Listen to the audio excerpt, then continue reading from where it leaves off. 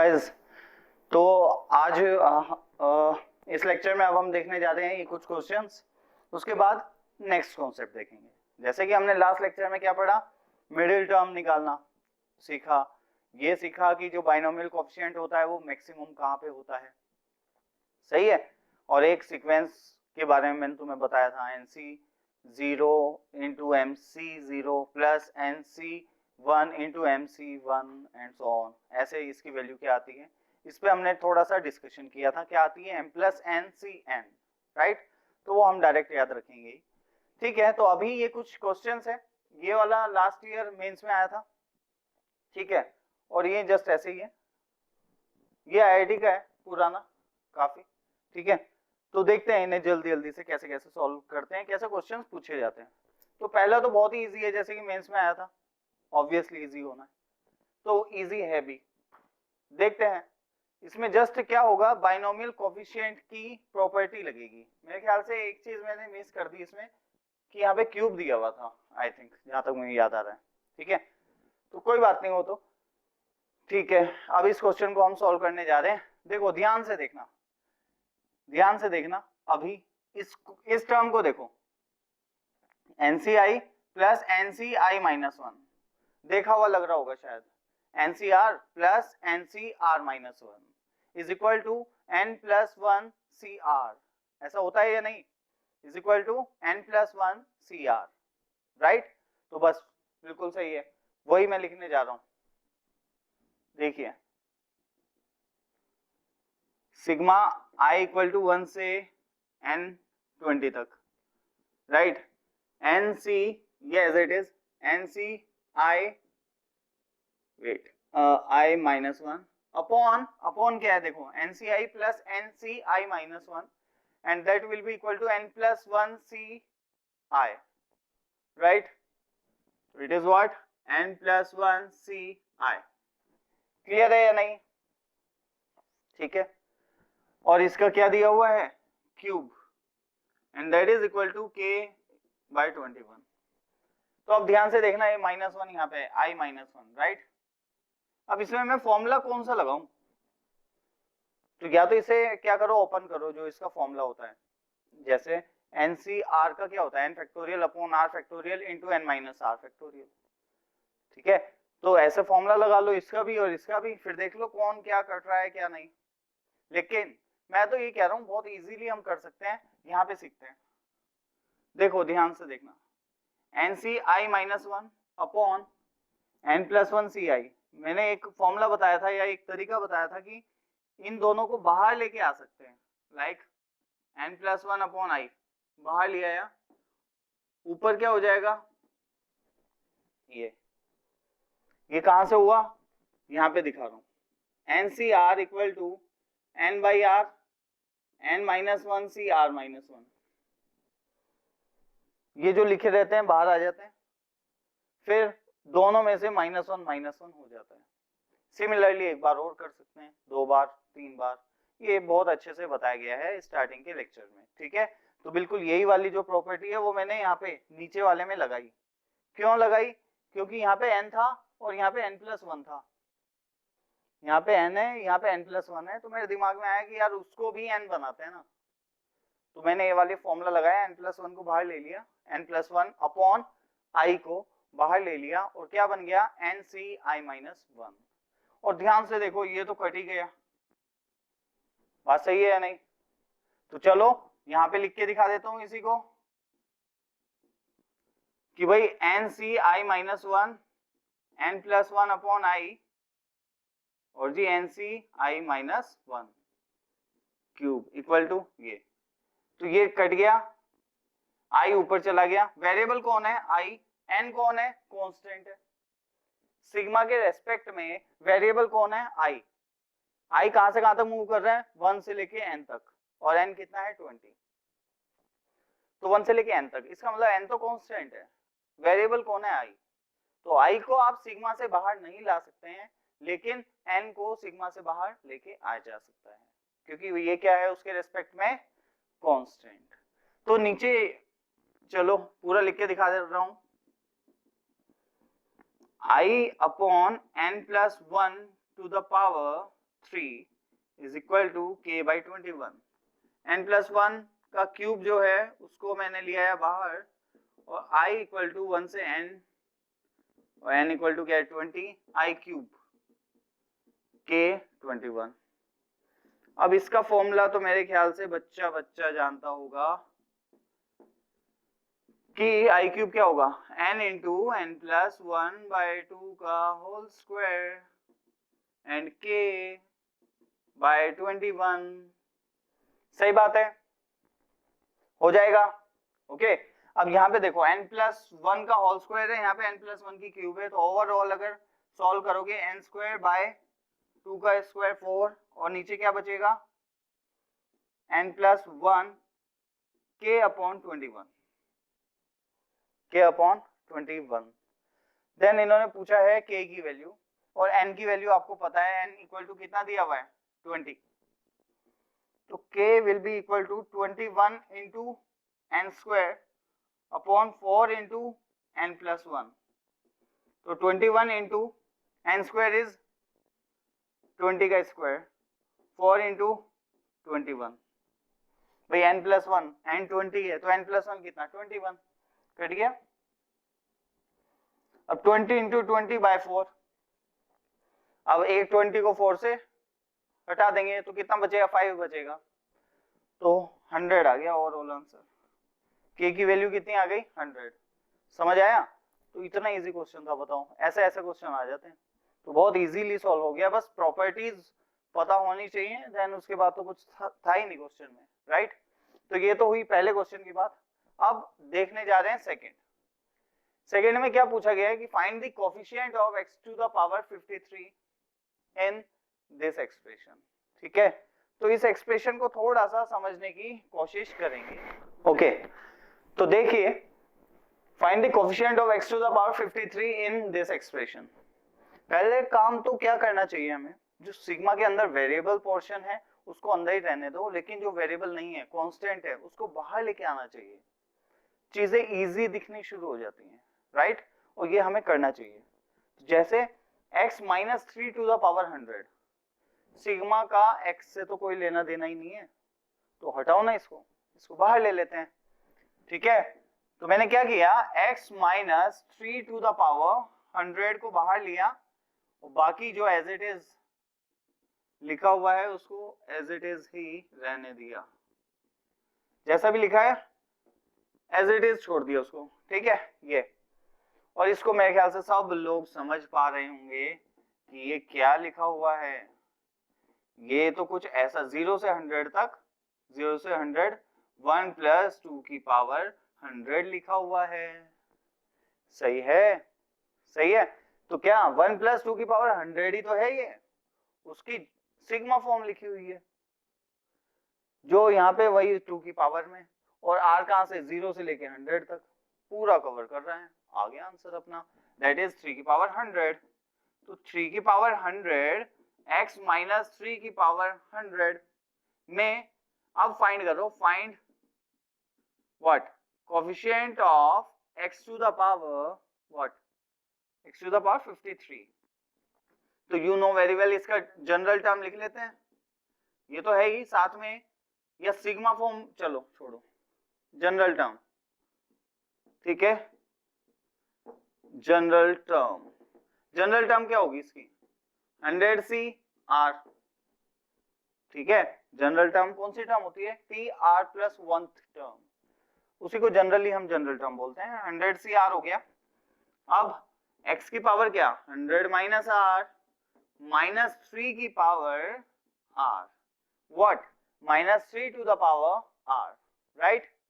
Okay, अब देखो ध्यान से कि x की पावर होनी क्या चाहिए 53, तो let's put the exponent of x equal to 53, hence r will be 47. Now put the value of r in general term.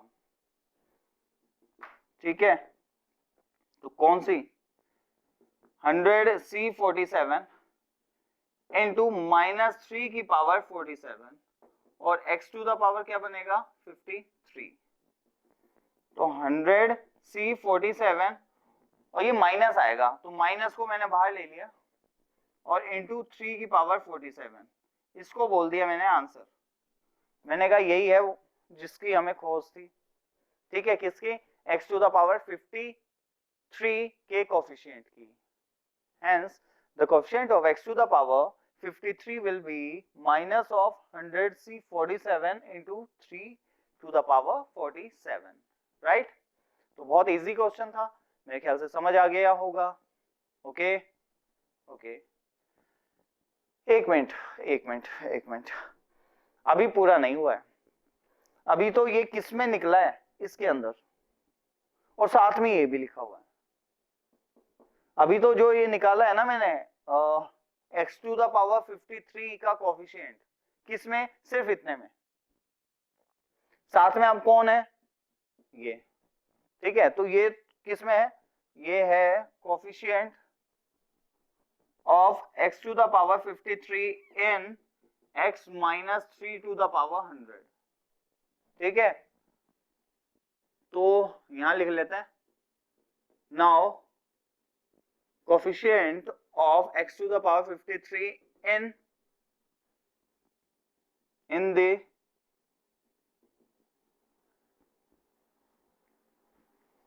Three की पावर 100 x minus 3 की पावर 100 will be what, 3 की power 100 and minus 3 100C47 3 की power 47, 3 to the power कितना आ गया, 47, right.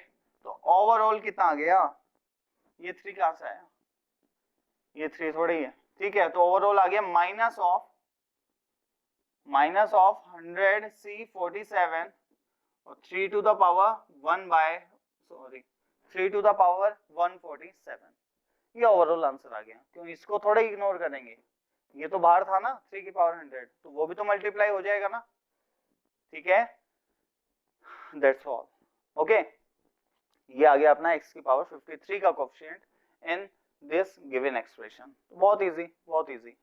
Okay, now find the middle term in 1 plus x की power n where n is even, तो अभी हमने middle term तो सीखी है लिखनी, तो देख लेते हैं एक बार। ओके, देखिए, find the middle term in 1 plus x to the power n where n is even, ठीक है, तो जब n इवन होता है तो नंबर ऑफ टर्म्स कितनी होती हैं, ऑड होती हैं, तो इसका मतलब कितनी मिडिल टर्म होती है, एक ही होती है। कैसे पहुंचते हैं उस तक, जब n इवन होता है लाइक 4, तो नंबर ऑफ टर्म होंगी 5, तो कौन सा वाली टर्म मिडिल टर्म होगी, 3 वाली, तो 4 का यूज करके 3 पे कैसे पहुंचूंगा, 4/2 प्लस 1, सही है, तो क्या बोल दूंगा, n/2 plus 1th term will be what, middle term, तो 1 प्लस x की पावर n में n/2 plus 1 term will be what, middle term, ठीक है, will be middle term of this expression, ठीक है, and that will be t n/2 plus 1, that is nc n/2 into x की power n/2, यही है वो middle term, ठीक है। तो इसका कोफिशिएंट की बात की गई है क्या, find the coefficient of middle term, ठीक है, तो ऐसे लिख लो, find the coefficient of middle term in this, ठीक है, तो कोफिशिएंट कौन हो गया, nc n/2। अब अगेन ऐसी प्रॉब्लम आ रही है कि क्वेश्चन जो आंसर दिया गया है ना, ऐसे समझना कि वो nc n/2 नहीं दिया गया है।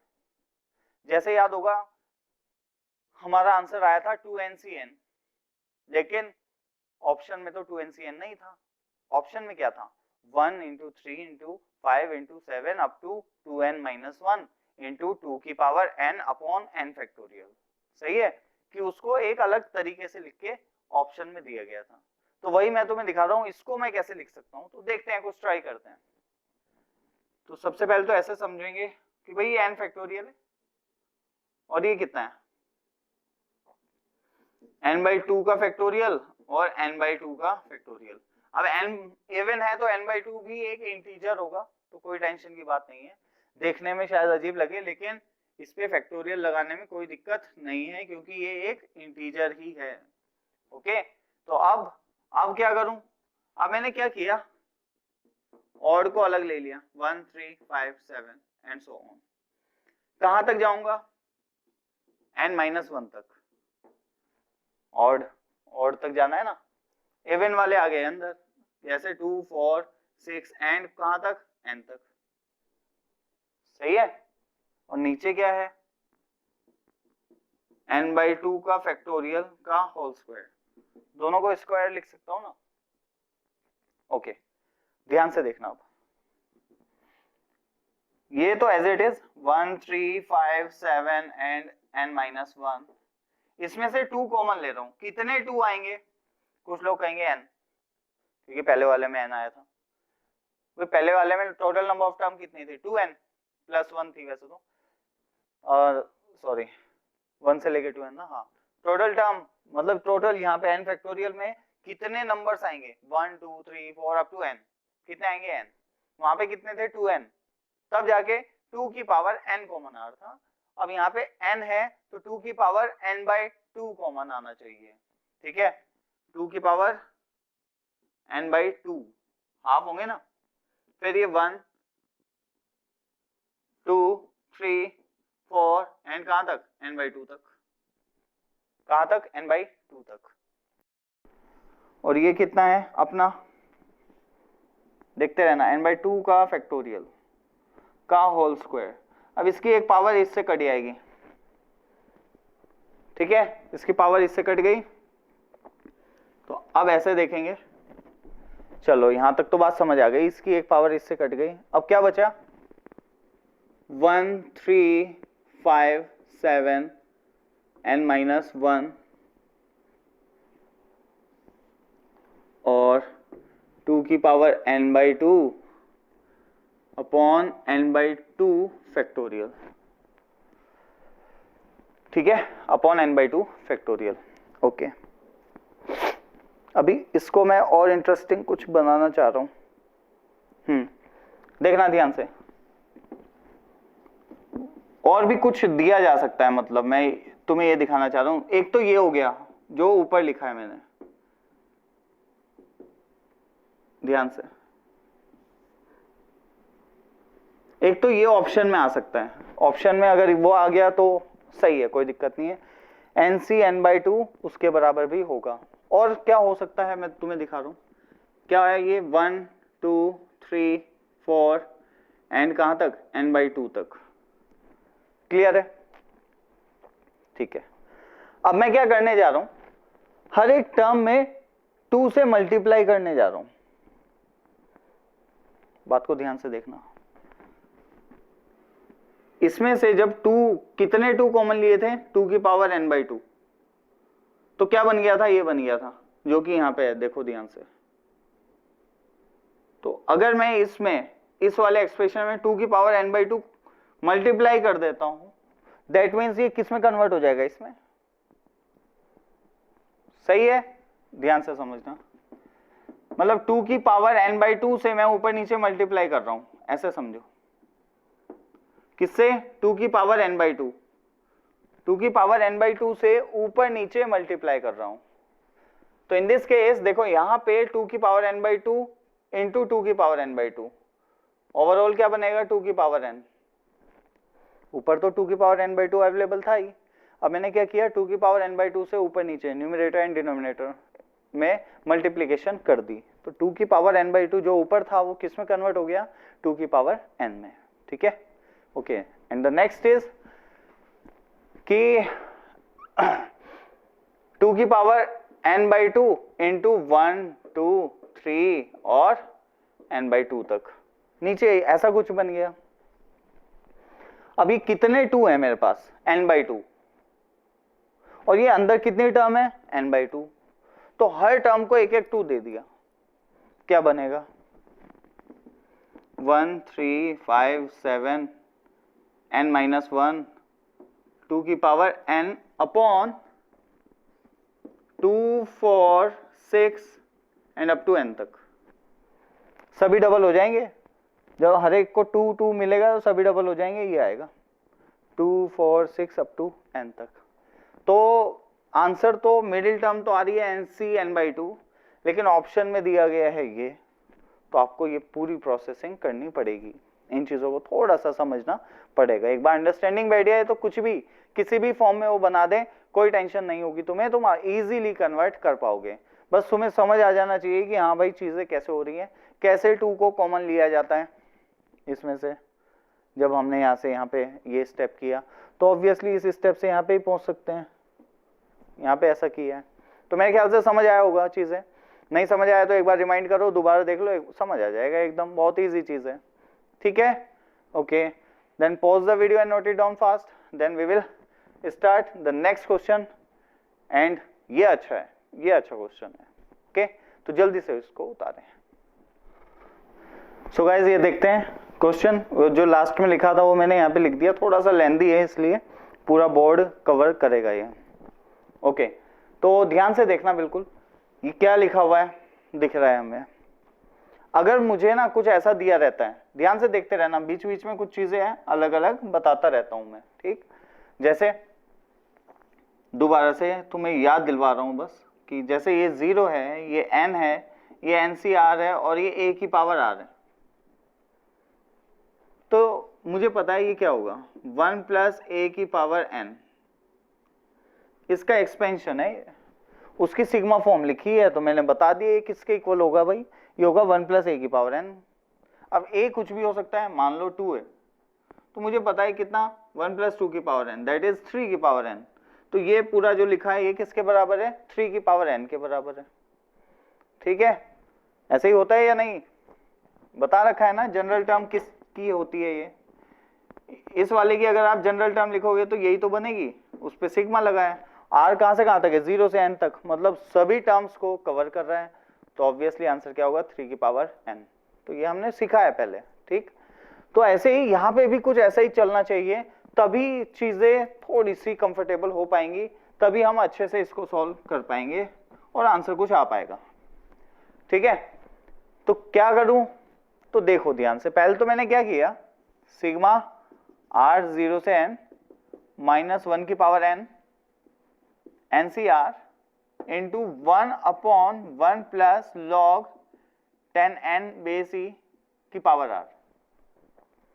यहां तक बात क्लियर है, ओके। नाउ प्लस, तो देखो यहां पे प्लस है, सिग्मा r 0 से n माइनस 1 की पावर n NCR, देखते रहना बिल्कुल ध्यान से देखो, अपॉन में क्या लिखा है, लॉग, अच्छा एक चीज और रह गई, यहां पे लिख लेते हैं r into log 10 base e, और ये कितना है, ये है अपना log 10 n e की power r, you can see. ठीक है, मैंने इनको अलग अलग लिख लिया, इसको अलग, ये -1 तो दोनों के साथ जाएगा ना। ठीक है, अब ध्यान से, बिल्कुल ध्यान से देखेंगे यहां पे, ठीक है, यहां पे देखो ये क्या है, ये किसका एक्सप्रेशन है भाई, यहां पे देखना बिल्कुल ध्यान से, सिग्मा r 0 से n माइनस 1 की पावर r NCR a की power r will be 1 plus a की पावर n। बताओ कोई शक इसमें, सही है या नहीं, सिग्मा r 0 से n माइनस 1 की power r NCR into a to the power r, minus 1 की पावर r भी है, तो ये सॉरी प्लस नहीं माइनस, तो 1 माइनस a की पावर n का, n की जनरल टर्म पे सिग्मा लगा हुआ है, तो obviously this will be equal to minus a की पावर n। ये मैंने अभी कुछ लास्ट लेक्चर में भी आपको बताया था। ठीक है, तो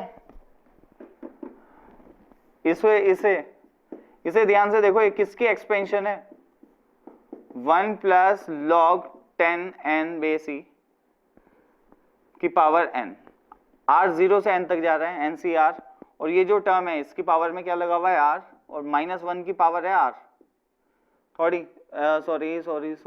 यहाँ पे r है, -1 की पावर में क्या चल रहा है r वेरिएबल। ठीक है, इसको थोड़ा सा और लिख लेता हूँ एलसीएम लेके, क्या बनेगा log 10 n base E upon 1 plus log 10 n base E. तो फाइनली ये वाली टर्म बन गई log 10 n base E plus log 10 n base E. ठीक है, अब नेक्स्ट पे इस पे बात करते हैं, उसको हटा रहा हूं मैं। ठीक है, ये तो समझ आ गया होगा क्या बोल रहा हूं। ओके, इस पे बात करने जा रहा हूं। ठीक, तो ये क्या है भाई, ध्यान से देखना, इसमें ये तो बात सही है, यहां पे आ रहे हैं यहां पे भी आ रहे हैं, दिक्कत एक हो रही है, दिक्कत ये हो रही है कि यार यहां पे भी आ रहे हैं, अब ये वाला कोई सीक्वेंस नहीं आया अभी तक। ठीक है, यहां तक तो बात सही थी कि एनसीआर और इनटू में एक पावर हो, एक नंबर हो जिसकी पावर आर हो जाए, या एक और नंबर है जिसकी पावर एन माइनस आर भी आ गई, एन माइनस आर फिर आर, जैसे एक्स प्लस ए की पावर एन होता है, या एक्स माइनस ए की पावर एन की अगर जनरल टर्म की बात करूं तो क्या होती है, -1 की power R N C R X की पावर एन माइनस आर और इंटू ए की पावर आर। सही बात है, ठीक है, लेकिन यहाँ पे क्या प्रॉब्लम आ रही है, यहाँ पे ये आर एक्स्ट्रा है, ये वेरिएबल है और एक्स्ट्रा है। जब तक ऐसे कोई आर वगैरह आपके एक्सप्रेशन में रहेंगे आप कुछ नहीं कर पाएंगे इनका। थोड़ा सा चलो पहले इसे तुम्हें ऐसे लिख के दिखाता हूं कि जो कांस्टेंट है वो बाहर ले लिया, log 10 बेस ही कांस्टेंट है, क्या लिखा हुआ है अब ध्यान से समझना, R N C R into R upon 1 plus log 10 base E की पावर आर। अब ये आर दे रहा है दिक्कत, ये आर ना होता यहाँ पे 1 होता तो फिर तो कोई दिक्कत ही नहीं थी, ये भी यही बन जाता। ठीक है, ये भी यही बन जाता, या कुछ और भी होता अगर थोड़ा बहुत, लेकिन आर ना होता। लेकिन अभी क्या है, आर दिया हुआ है यहाँ पे, तो इस आर को मुझे हटाना पड़ेगा, नहीं तो मैं इस एक्सप्रेशन को सिंप्लीफाई नहीं कर पाऊंगा, इस सिग्मा फॉर्म को नहीं हटा पाऊंगा। ठीक है, तो उसके लिए मुझे क्या करना पड़ेगा, ये फॉर्मूला लगाना पड़ेगा, कौन सा, N C R equal to N by R N minus 1 C R minus 1। एक बार ये काम हम पहले भी कर चुके हैं आर को हटाने का, जब मैंने एक एक्सप्रेशन आपको दिखाया था 1 into N C 1 plus 2 into N C 2 plus 3 into N C 3 plus 4 into N C 4, इसका सम निकालना है। तो वो मैंने तुम्हें एक बार बताया था, वैसे आगे भी हम इस पे वर्कआउट करेंगे। ठीक है, लेकिन अभी फिलहाल के लिए समझें कि ये आर जब तक नहीं हटेगा तब तक प्रॉब्लम रहेगी, क्योंकि आर वेरिएबल है, तो आपको हटाना पड़ेगा। कैसे, इस फॉर्मूले से हटता है, जो भी वेरिएबल टर्म अगर एक्स्ट्रा ऐसे रहती है तो किस फॉर्मूले से हटता है, इससे, N C R equal to N by R into N minus 1 C R minus 1। अब इसको मैं ऐसे लिखूंगा, log 10 base E sigma R 0 से एन माइनस 1 की power R into N C R को क्या लिख सकता हूं, N by R N minus 1 C R minus 1 into में क्या लिखा हुआ है आर, अपॉन में क्या लिखा है 1 प्लस log 10 की पावर एन ई आर। देखो अब आर से आर कट हो गया, आर से आर हो गया कट। ठीक, तो अब क्या बन गया, ध्यान से देखेंगे बिल्कुल। अच्छा अब देखो ये n है, n भी तो बचा हुआ है, ये आर से आर तो कट हो गया, लेकिन n का क्या करें अब, अरे n तो कांस्टेंट है, सिग्मा से बाहर लेके आओ। सही है, कोई टेंशन नहीं होनी चाहिए। ठीक है, तो क्या जो ये n है इसको कहां लेके आए, सिग्मा से बाहर। वेरिएबल्स अंदर रहने चाहिए, कांस्टेंट को सिग्मा से आप बाहर लेके आ सकते हैं, कोई प्रॉब्लम की बात नहीं होती। ओके, तो बिल्कुल n को बाहर ले गया मैं और यहां पे इसके साथ लिख दिया, क्या दिक्कत है, बहुत सही। अब देखो क्या बच गया, upon n minus 1 C R minus 1। बिल्कुल ध्यान से देखना तभी समझ आएगा बच्चों।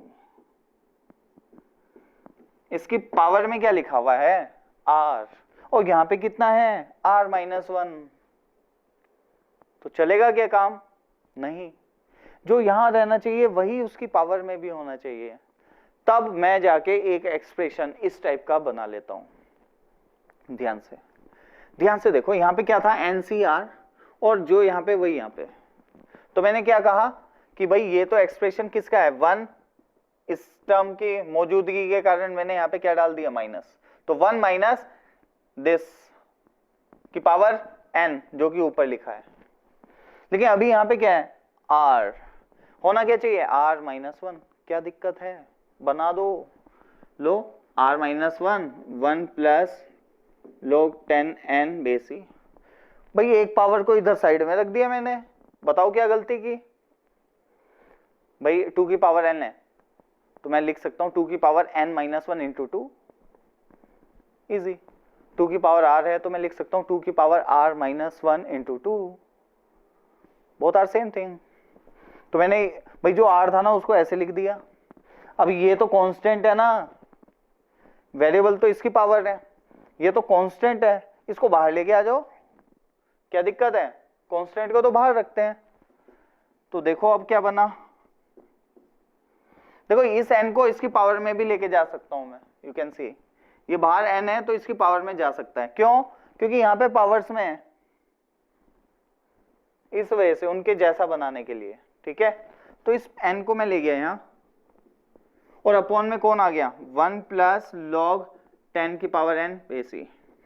यहां तक कोई प्रॉब्लम हो तो बताओ, क्लियर है या नहीं, इजी इजी, ठीक है। अब देखो अंदर क्या बचा, माइनस 1 की पावर r,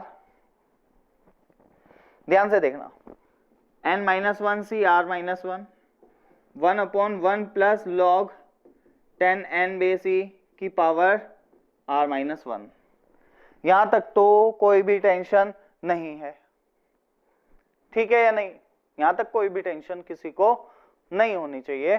अब क्या करें, अब क्या करें, तो अब कुछ ऐसा करें, देखो यहां पे क्या है, n माइनस 1 सी r माइनस 1, तो 1 अपॉन 1 प्लस लॉग 10 की पावर n बेसी की पावर r माइनस 1। तो हाँ यार ये तो उसके जैसे ही है, किसके जैसा, 1 माइनस 1 अपॉन 1 प्लस लॉग 10 की पावर n बेसी की होल पावर n माइनस 1।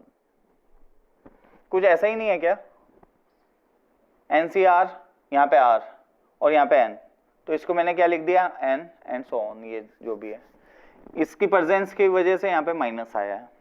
लेकिन अभी भी एक प्रॉब्लम है, देखो ध्यान से, यहाँ पे R है, यहाँ पे R है और यहाँ पे भी R है, माइनस 1 की पावर में भी कौन है, R, यस होना चाहिए, माइनस 1 की पावर में भी कौन होना चाहिए, R, जनरल टर्म तभी तो बनेगी। जैसे 1 माइनस एक्स की पावर n को अगर मैं एक्सपेंड करता हूं तो फर्स्ट टर्म क्या आती है, फर्स्ट टर्म में r क्या होता है, 0, nc 0 और वो पॉजिटिव होती है। फिर सेकंड में nc 1, r कितना है 1 और वो नेगेटिव होती है। r जब 2 होगा तो पॉजिटिव, 3 होगा तो नेगेटिव एंड सो ऑन। तो उसी के हिसाब से चलता है ना, r अगर ऑड होगा तो माइनस आएगा और इवन होगा तो प्लस आएगा।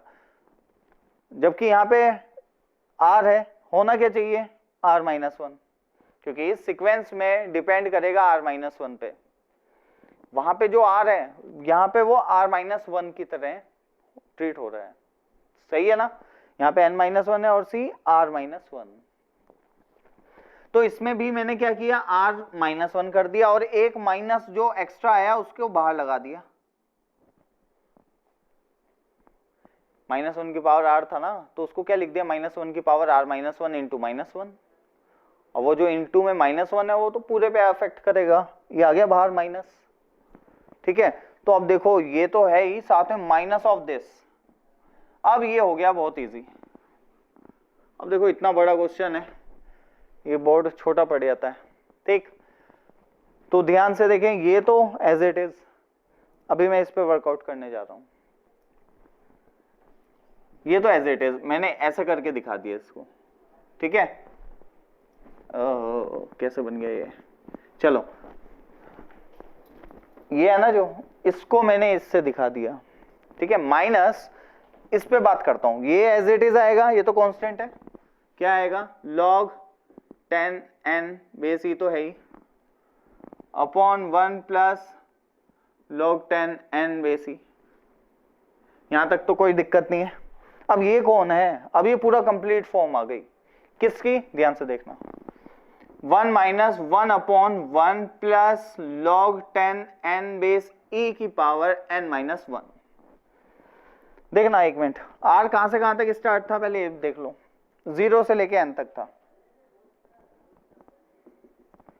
समझना बिल्कुल ध्यान से, जब r को मैं 0 डालूंगा तो यहां क्या बनेगा -1 n माइनस 1 c माइनस 1। भाई -1 चलेगा क्या? तीन चीजों में से -1 चीजें उठाना क्या मतलब है? कोई भी मतलब नहीं है, ठीक है? तो ये गलत है, ठीक, कोई दिक्कत नहीं है। लेकिन जो टर्म डिफाइन नहीं हो पा रही है कोई टेंशन नहीं है, उसे इग्नोर कर दो। जैसे r इक्वल टू 0 एग्जिस्ट नहीं करेगा, कोई टेंशन नहीं है, r को 1 से स्टार्ट करा दो। फिर अब कहां से r स्टार्ट हो रहा है? 1 से। 1 डालोगे तो सही है क्या? हाँ 0। 2 डालोगे तो यस 1। 3 डालोगे तो यहाँ पे क्या आएगा 2, और n डालोगे तो क्या आएगा n माइनस 1। तो स्टार्टिंग कहां से हो रही है? 0 से, और कहां तक जा रहा है? n माइनस 1 तक। ऊपर कौन है? n माइनस 1, तो जाना भी कहां तक चाहिए था? n माइनस 1 तक। तो मतलब सारी की सारी टर्म्स वो कवर कर रहा है। अगर सारी टर्म कवर कर रहा है तो ऑब्वियसली उसे पूरा एक्सप्रेशन का नाम दे देंगे, सिग्मा लगा हुआ है। तो इसे अगर मैं जनरल टर्म की फॉर्म में लिखूं या सिग्मा की फॉर्म में लिखूं तो ऐसे ही तो लिखूंगा। इसका मतलब ये उसके बराबर है, ये सिखाया है आपको। तो ये वाला एक्सप्रेशन माइनस ये कितना log 10n 1 plus log 10n base e, और ये कितना log 10n base e 1 plus log 10n base e की power n minus 1। Overall power कितनी बन जाएगी? n। देखो ये एक्सप्रेशन दोनों सेम है, तो मिलके क्या पावर बनाएंगे? n। वो n माइनस 1 है, ये 1 है, कितनी बनाएंगे? n। और इसकी पावर कितनी है? n। इसकी भी पावर कितनी है? n। बीच में क्या है? माइनस। आंसर क्या आ गया? 0। देख रहे हो इतना बड़ा क्वेश्चन, आंसर किस में ब्रेक हो गया? आके 0 में। इजी, ठीक है? तो बिल्कुल एक एक स्टेप को फॉलो करना, बहुत अच्छा क्वेश्चन है, बहुत सीखने को मिलेगा कैसे करते हैं कैसे नहीं, ठीक? तो मेरे ख्याल से समझ आ गया होगा सबको। नहीं आया तो एक बार जल्दी से तेजी से बताने जा रहा हूं। देखो दो टर्म थी, अलग अलग कर ली, कोई दिक्कत नहीं है। यहाँ पे दिखा -1 r NCR 1 upon 1 plus log 10 n base e की पावर r। इसका एक्सपेंशन होता है, मैं जानता हूँ बहुत अच्छे से, लिखवा रखी है जनरल टर्म में, या sigma form of any expansion. तो ये सिग्मा फॉर्म है इसकी, तो मैंने इसको ऐसे लिख दिया, एलसीएम ले लिया, ये आ गया। अब ये इस पे आ जाते हैं। इसमें यहाँ पे r था, r की वजह से प्रॉब्लम हो रही थी, तो ये वाला फॉर्मूला लगाया NCR equal to n by R into n minus 1 CR minus 1, और उससे r कट हो गया, r कट हो गया, यहाँ पे n बच गया, n को कांस्टेंट है, n को बाहर ले लिया, ये कांस्टेंट टर्म थी, ये भी बाहर ली हमने, ये आ गया सिग्मा -1 की पावर r NC1 वो n माइनस 1 CR माइनस 1। यहाँ पे पावर कितनी थी? r, लेकिन चाहिए कितनी होती है? जो यहाँ लिखा रहता है उतनी। तो मैंने क्या किया, एक पावर को अलग किया और यहाँ पे क्या बना लिया? r minus 1। सिखाया ना हमने, पावर को क्रिएट करते हैं, सिग्मा फॉर्म बनाते हैं, ठीक है? ये हमने टॉपिक पढ़ा हुआ है पहले। ओके, अब इस कांस्टेंट को कहाँ ले लो? बाहर। जो भी कांस्टेंट होता है उन्हें बाहर रखो। अब फिर सिग्मा -1 की पावर क्या था? r, तो मैंने क्या किया, ऐसे ही r माइनस 1 बनाया। वही बनाना है, जो यहाँ रहेगा वही यहाँ पे पावर होनी चाहिए, वही -1 के ऊपर पावर होनी चाहिए। तो जैसे मैंने इसको r माइनस 1 किया तो बीच में माइनस आ गया। अब n माइनस 1 CR माइनस 1, यहाँ पे भी r माइनस 1, यहाँ पे भी r माइनस 1। तो इतने की अगर मैं बात करूं तो ये तो एक जनरल टर्म या sigma form of this one, इसकी सिग्मा फॉर्म है ये, और बाहर ये तो लिखा हुआ ही है, ठीक है? इसकी सिग्मा फॉर्म है, इसे थोड़ा सिंप्लीफाई किया, यहाँ n माइनस 1, यहाँ पावर 1, मिलके क्या बनाएगी? Power n। और ये जो चल रहा है आगे, ये इसकी पावर n है, और सेम है ये बिल्कुल, और आंसर क्या आ जाएगा? 0। तो वेरी सिंपल क्वेश्चन, ठीक है? तो बहुत ही अच्छे से इसे समझ के करना थोड़ा सा। उससे पहले pause the video and note it down fast. So guys, अब जो नेक्स्ट टॉपिक हम देखने जा रहे हैं वो है greatest term in binomial expression, ठीक है? तो बाइनोमियल एक्सप्रेशन में ग्रेटेस्ट टर्म कैसे निकालते हैं? देखो, जो लास्ट लेक्चर में हमने पढ़ा वो था ग्रेटेस्ट कोफिशिएंट, ठीक है? बाइनोमियल बाइनोमियल कोफिशिएंट, सॉरी, तो ग्रेटेस्ट बाइनोमियल कोफिशिएंट वो तो मिडिल टर्म का होता है, राइट। लेकिन अभी बात जो हो रही है वो हो रही है ग्रेटेस्ट टर्म की। तो greatest term and greatest binomial coefficient both are different things, और ऐसा नहीं है कि ग्रेटेस्ट टर्म मिडिल टर्म होती है, ठीक है, ऐसा बिल्कुल भी जरूरी नहीं है। तो कौन होती है वो अभी हम देखेंगे कैसे निकालते हैं कैसे नहीं। तो मान लेते हैं मेरे पास है x plus A to the power n, ठीक है, ठीक है, ओके। तो ये कैसा होगा NC0 x की पावर n माइनस 0 a की पावर 0, NC1 x की पावर n माइनस 1 a की पावर 1, NC2 x की पावर n माइनस 2 a की पावर 2 एंड सो ऑन। कैसे जाएगा? NCn x की पावर n माइनस n और a की पावर n, ठीक है। तो ये होगी हमारी बाइनोमियल एक्सपेंशन, ठीक है। अब इसमें कौन सी टर्म ज्यादा है कौन सी कम है, ये डिपेंड करेगी कि x की वैल्यू कितनी है और a की वैल्यू कितनी है। अब x और a कुछ भी हो सकता है, जैसे मैं कहूं कि भाई 2 प्लस 3 की पावर 19, इसे आप एक्सपेंड कीजिए, तो NC0 2 की पावर 19 3 की पावर 0, NC1 2 की पावर 1 3 की पावर 18 3 की पावर 1, NC2 2 की पावर 17 3 की पावर 2 एंड सो ऑन, ऐसा कुछ होगा, है ना। तो हर एक टर्म की वैल्यू अलग अलग है। जैसे 2 की पावर 19 काफी ज्यादा है, लेकिन 3 की पावर तो 0 है। लेकिन अगर अगली टर्म में आओ तो 2 की पावर क्या है 18, थोड़ा सा कम हुआ है, लेकिन 3 की पावर तो बड़ी है। And as well as NC0 तो 1 होता है, लेकिन NC1 तो n होता है, तो वैल्यू बढ़ गई, कम नहीं हुई, वैल्यू क्या हो गई, बढ़ गई। फिर NC2 एंड सो ऑन, तो मतलब बढ़ती जा रही है वैल्यू। लेकिन एक बात हमेशा ध्यान रखें, जो बाइनोमियल एक्सप्रेशंस होते हैं या एक्सपेंशंस होती हैं, उनमें जो बिहेवियर होता है ना टर्म का, वो क्या होता है कि सबसे पहले बहुत कम होता है, फिर बढ़ता जाता है बढ़ता जाता है बढ़ता जाता है बढ़ता जाता है, और फिर एक मैक्सिमा आने के बाद फिर से डिक्रीज करना शुरू हो जाता है, ठीक है। तो कैसे, ध्यान से देखना। तो इन एनी बाइनोमियल एक्सप्रेशन या expansion, in any binomial expansion we will see the behavior of terms like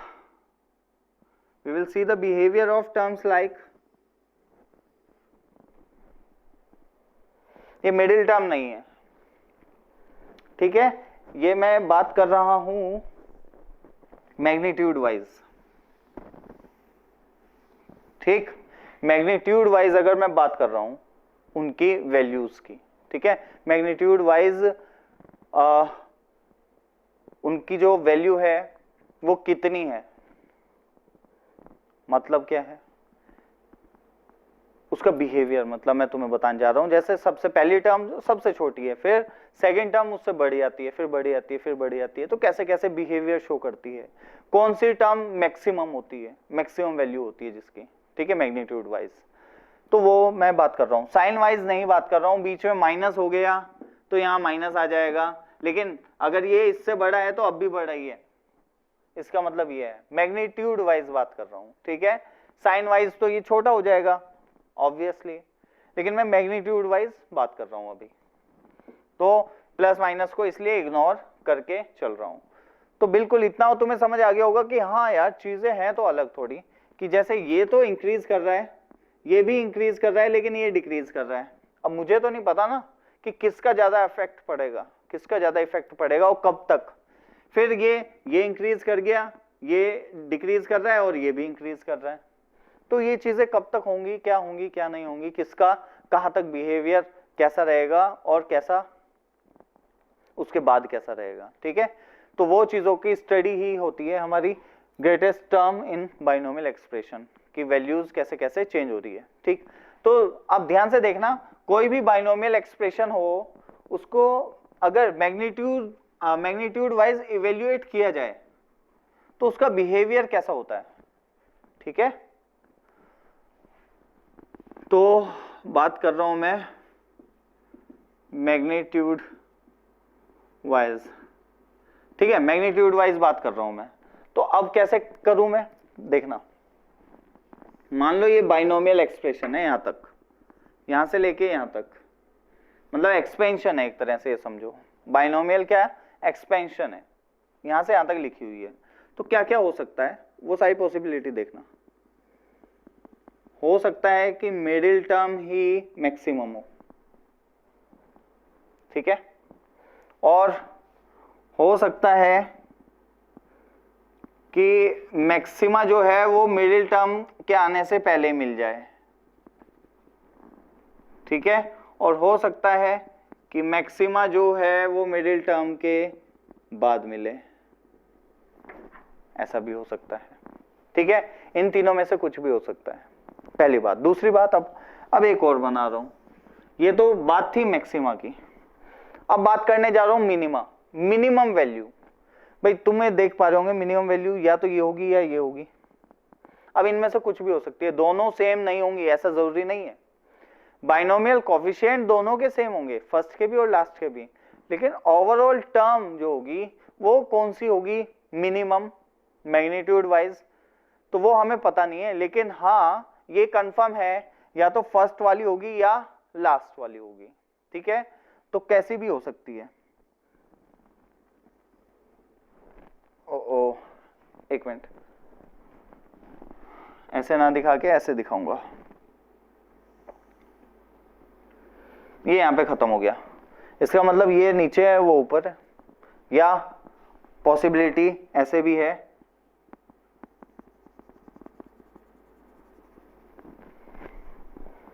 सही है, नीचे चली गई, ठीक, तो डिपेंड करेगा, ये बात करेगी डिपेंड, तो minimum value magnitude wise maxima, और ये क्या है, magnitude wise minima, minimum value, ठीक है। तो मिनिमम वैल्यू क्या होगी, मैक्सिमम वैल्यू कैसे निकालेंगे वो मैं तुम्हें अभी दिखाऊंगा। मिनिमम वैल्यू तो बहुत इजी सा काम है, मैग्नीट्यूड वाइज बात कर रहा हूं, दोबारा से बोल रहा हूं, तो मिनिमम वैल्यू या तो फर्स्ट टर्म या लास्ट टर्म में से जो भी मिनिमम होगा वही आपकी आंसर होगा, ठीक है। तो ठीक है, इसको बना लेना, थोड़ा सा पता चल जाएगा ये कैसा बिहेवियर होता है कैसा नहीं, तो पॉज करके इसको ड्रॉ कर लीजिए। ओके, तो ग्रेटेस्ट को जानने से पहले एक बार मिनिमम वाली एक लाइन में फिनिश करते हैं। तो magnitude wise minima, magnitude wise minimum term क्या होगी, मिनिमम ऑफ फर्स्ट टर्म और लास्ट टर्म, ठीक है, मिनिमम ऑफ फर्स्ट टर्म और लास्ट टर्म, फर्स्ट टर्म और लास्ट टर्म में से जो भी मिनिमम होगी वही आपका आंसर होगा, ठीक है। तो मैंने क्या बोला, मैग्नीट्यूड वाइज मिनिमम टर्म, आगे ऐड कर सकते हो, ऑफ द एक्सपेंशन, ठीक है, magnitude wise minimum terms of minimum term of the expansion, पूरी एक एक्सपेंशन है उसकी मिनिमम टर्म कौन सी होगी, या तो फर्स्ट होगी या लास्ट होगी, जो भी छोटी होगी वही मिनिमम टर्म होगी, बात हो रही है मैग्नीट्यूड वाइज, ओके। तो एक ये लाइन लिख के मिनिमम का तो हमें पता चल गया, अब ग्रेटेस्ट की बात करने हम जा रहे हैं, ठीक है। तो देखते हैं ग्रेटेस्ट टर्म के बारे में थोड़ा सा। तो ग्रेटेस्ट टर्म के बारे में ऐसे जानो कि बिहेवियर क्या है, T1 छोटा होता है, T2 उससे बड़ा, T3 फिर T4 T5 कैसे होता है देखना ध्यान से, T1 यस, फिर T2 फिर T3 फिर T4, ऐसे चलता रहता है, और फिर एक आता है TR, या चलो TR, हाँ, फिर एक आता है TR+1, ठीक है, मान लो ये है वो मैक्सिमम TR+1। अरे R तो कुछ भी हो सकता है यार, ये तो मैंने एक जनरल ऐसे ले लिया, एक कोई टर्म, ठीक है, एक TR तो एक TR+1, उसके बाद बिहेवियर ऐसा हो जाएगा शुरू, TR+2 TR+3 TR+ समथिंग जो भी है, and TN last term, nth term last term बना दिए। तो मैं क्या कह रहा हूं भाई, फर्स्ट सबसे छोटी, फिर 2, फिर 3, फिर 4, फिर 5, और कहां तक बढ़ी है, tr+1 तक। उसके बाद tr+2 कम हो जाएगा, r+3 और कम कम। देखो पहले बड़ा बड़ा बड़ा बड़ा बड़ा बड़ा और ये यहां तक बढ़ गया, उसके बाद फिर से कम होना शुरू हो गया। इसका मतलब यही है अपना कौन, मैक्सिमा, या you can say greatest term. ठीक है, यही है अपनी कौन, greatest term.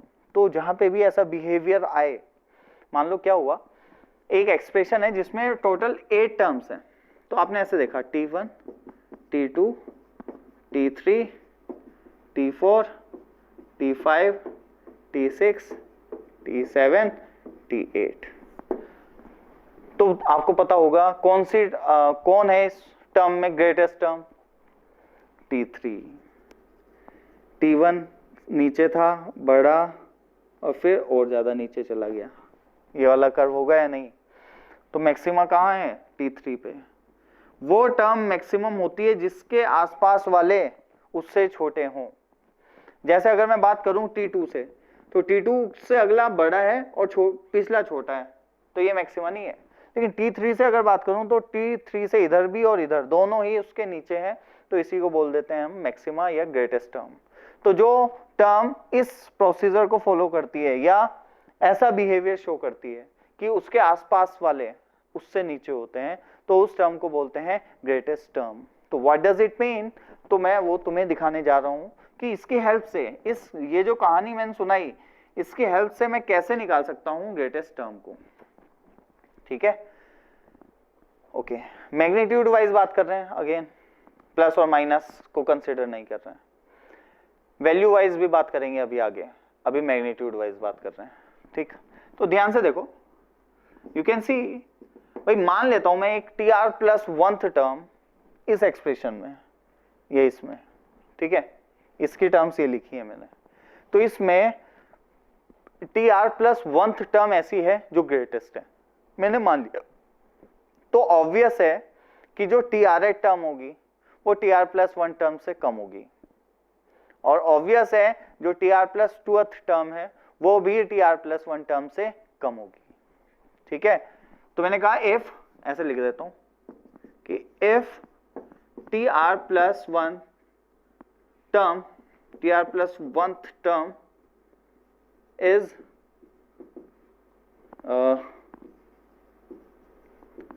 greatest term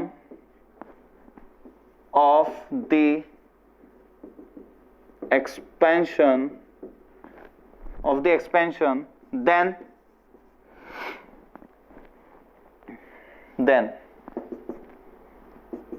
tr+1 upon tr modulus is greater than 1. What is the meaning of modulus? Because we are working on magnitude wise values. ठीक है, magnitude wise तो negative positive का कोई इफेक्ट नहीं है, मॉड्यूलस लगा दिया, हमेशा पॉजिटिव की ही बात कर रहा हूं। ठीक, ओके। तो जो इनका रेशियो आएगा, क्योंकि रेशियो तो नेगेटिव भी आ सकता है ना, तो पॉजिटिव वैल्यू, रेशियो के पॉजिटिव वैल्यू की बात कर रहा हूं, और that should be greater than 1। क्यों? क्योंकि ये हमेशा इससे बड़ा होगा या नहीं? एंड ऑल्सो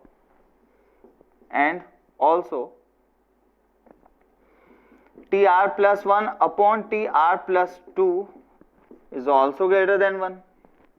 चलो इक्वालिटी भी लगा ली ऐसे ही। ठीक है, ये बात समझ आ रही है या नहीं? ठीक है, ऐसा भी हो सकता है दो टर्म्स ग्रेटेस्ट हो, दोनों सेम हो, एक ही है, तो कोई दिक्कत नहीं है। ठीक है, बड़ा नहीं होगा, ये है इससे नीचे ही जाएगा, इसके बराबर में खड़ा हुआ है, जब मैं इसे चेक कर रहा हूं तो इधर वाला नीचे है और इसके बराबर वाला सेम है, तो कोई दिक्कत नहीं है अभी। तो इन दोनों को मैक्सिमम बोलेंगे हम फिर ऐसे केस में, तो वो अभी हम देखते हैं, कोई टेंशन ना लो। अभी फिलहाल ये बात तो तुम्हें समझ आ रही होगी कि tr+1 upon tr should be greater than equal to 1। Obviously ratio 1 से बड़ा होगा, इसका भी रेशियो 1 से बड़ा होगा, क्योंकि ऊपर वाली टर्म्स नीचे वाली टर्म्स से बड़ी हैं। तो ये दो कंडीशंस हैं ग्रेटेस्ट टर्म के लिए। ठीक है, ये दो कंडीशन है ग्रेटेस्ट टर्म के लिए। तो जब भी ग्रेटेस्ट टर्म निकालनी हो तो आप ऐसा मान लें, आपने मान लिया कि मान लेता हूं मैं tr+1 term is greatest term, ठीक है, कौन सी, tr plus 1 term will be greatest term, then tr plus 1 upon tr should be greater than और equal to 1 and tr plus 1 upon tr plus 2 should also be greater than 1, ठीक है, तभी possible है ना। अगर tr प्लस 1 अगर maxima है तो ये दोनों कंडीशन फॉलो होनी चाहिए, अगर ये दोनों कंडीशन फॉलो हो गई तो इसका मतलब समझ जाना tr प्लस 1 कौन है, मैक्सिमा। क्लियर है या नहीं, ठीक है, तो अभी आगे बढ़ते हैं, जल्दी से इसे नोट करो। सो गाइस आज के लिए हम इतना ही रख रहे हैं, ठीक है। अब जो नेक्स्ट लेक्चर होगा उसमें हम देखेंगे कि कैसे ग्रेटेस्ट टर्म निकाली जाती है। अभी तुम सोच रहे होंगे ऐसे निकाली जाती होगी जैसे बताई, नहीं, ये तो तरीका है कि कैसे हम निकाल सकते हैं, ठीक है। फिर हम इन दोनों, ये जो अभी लिखवाया ना मैंने, इन दोनों की हेल्प से हम क्या करेंगे कि एक ग्रेटेस्ट मतलब r की वैल्यू निकालेंगे, ठीक है, कि यार r क्या होना चाहिए कि वैल्यू क्या आ जाए अपनी, ग्रेटेस्ट आ जाए, या r की रेंज क्या होनी चाहिए, तो एक पर्टिकुलर r की रेंज निकालेंगे, इस बीच में r लाई करना चाहिए, ठीक है।